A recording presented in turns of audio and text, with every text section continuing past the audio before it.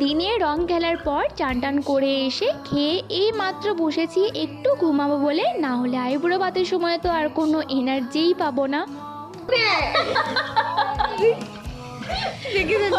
শ্রাবণী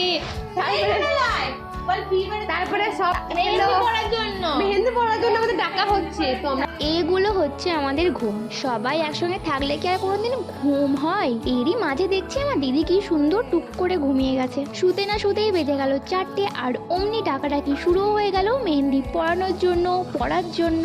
ঘুম তো উঠে গেল মাথায়, আর আমরাও চলে গেলাম মেহেন্দির জন্য। আর মেহেন্দি কে আগে পড়বে এই নিয়ে ওখানে শুরু হয়ে গেছিল মারামারি। সবাই শুধু বলছে আমার কাজ আছে, আমার কাজ আছে, আমাকে আগে পড়াও, আমাকে আগে পড়াও। আরে একটা হাত দিয়ে তো পড়াবো নাকি? লাস্টলি সুযোগ পেয়েছিলাম আমি নিজে মেহেন্দি পড়ার। আমি জুলিকে বললাম, ভাই তুই যেমনই হোক একটা আঙুলে হলেও আমাকে মেহেন্দিটা একটু পরিয়ে দে। তো কোনো রকমে আমার এতটুকুই হয়েছিল।